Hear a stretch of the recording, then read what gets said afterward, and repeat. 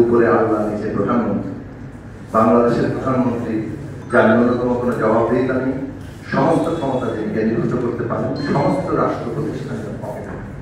দীর্ঘদিনের যে লড়াই, এই অভ্যুত্থানের যে একটা ধারাবাহিকতা আছে, ফ্যাসিস্ট সরকারকে ফ্যাসিস্ট হিসেবে চিহ্নিত করা, বর্তমান যে রাজনৈতিক জায়গাটা এই অভ্যুত্থানের পূর্ব পর্যন্ত ছিল, সেটা একটা ফ্যাসিস্ট রাজনৈতিক বন্দোবস্ত। এবং বাংলাদেশের বিগত সরকার যে মোটামুটি ভাবে সব ধরনের যাকে বলে জনগণের উপরে নিপীড়নমূলক যত ব্যবস্থা আছে সবগুলোকে যে নানাভাবে নিজেদের মধ্যে অঙ্গীভূত করেছে। ফ্যাসিবাদের যে পুরনো ক্লাসিক্যাল কৌশল 90 দশকে, 80 দশক 90 দশক থেকে বিভিন্ন দেশে যে নির্বাচনী কর্তৃত্ববাদের যে মডেলগুলো, তার কৌশল,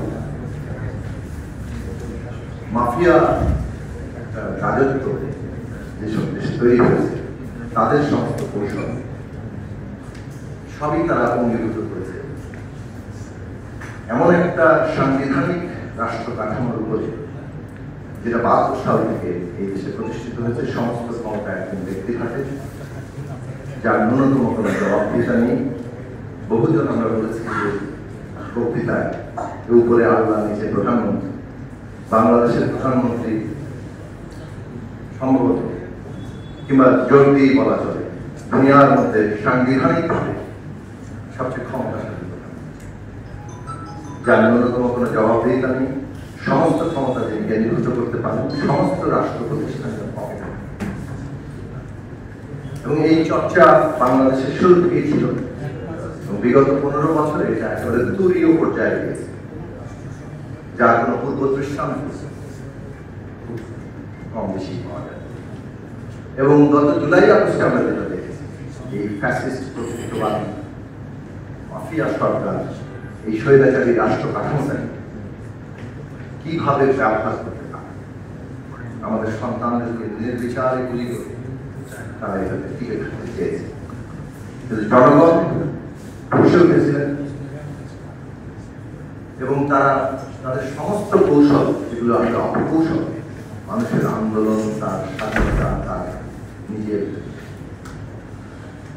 একেবারে যাকে বলে ন্যূনতম নাগরিক অস্তিত্ব, সব কিছুকে দাবিয়ে দেওয়ার যত রকম অপকৌশল এই সরকার ব্যবহার করেছে, তারা ভেবেছিল এইবারও তারা যেভাবে নিজেরা সন্ত্রাস তৈরি করে এজেন্ট প্রভোকেটিভ দিয়ে নানাভাবে নিজেদের লোকদের দিয়ে এমনভাবে সন্ত্রাস তৈরি করেছে তারা, তারপরে সেই সন্ত্রাসকে অজুহাত হিসেবে ব্যবহার করে বিরোধী দলের উপর সেটা দায় চাপিয়ে পুরো বিরোধী আন্দোলনকে ক্র্যাক ডাউন। এই ইতিহাস একেবারে ক্লাসিক্যাল ফ্যাসিবাদের যুগে ছিল। হিটলার কিভাবে রাইখস্টাগে আগুন লাগিয়ে সেই সময় কমিউনিস্টদের উপর তার দায় চাপিয়ে একটা সর্বাত্মক ফ্যাসিবাদ কাজ করেছে, সেটা আমরা ঐতিহাসিকভাবে জানি। আমরা এই পূর্ব বাংলায় দেখেছি, ইতিহাসের সাক্ষী আছে 1971 সালের 1 মার্চ থেকে 25 মার্চ পর্যন্ত নানা ধরনের ঘটনা ঘটানো হয়েছে। এই আর তাত্তা, এই আর হাকিম এক অদৃশ্য হাতের মতো নানা ঘটনা ঘটিয়েছিল সন্ত্রাস, যেটা থেকে স্পষ্ট হয়ে উঠছিল যে এইগুলোকে ব্যবহার করে একটা ভয়াবহ ক্র্যাকডাউন আসতে যাচ্ছে। তো এই তাত্তা যে এই রাষ্ট্রে বহমান ছিল, সেটার একেবারে উত্তুঙ্গ সমস্ত প্রমাণ, তার প্রকাশ, ঘনীভূত প্রকাশ আমরা জুলাই আসছে। কিন্তু তাদের সমস্ত চেষ্টাই ব্যর্থ হয়েছে।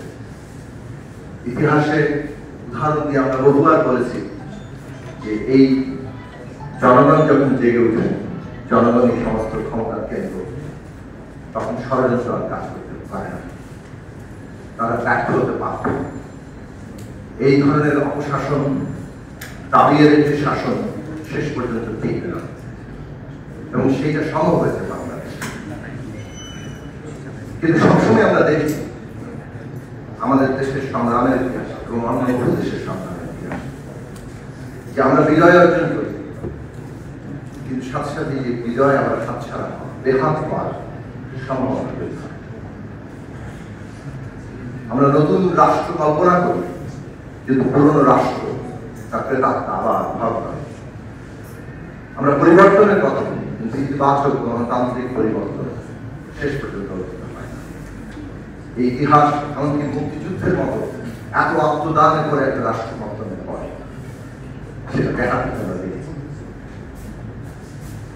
এবং যে প্রতিশ্রুতি ছিল যে সকলের জন্য সুযোগের সমতা, মানে সাম্য, সবার মানবিক মর্যাদা কিংবা ন্যায় বিচার প্রতিষ্ঠা হবে সকল নাগরিকদের জন্য, ৫৩ বছরে সেটা হয়নি।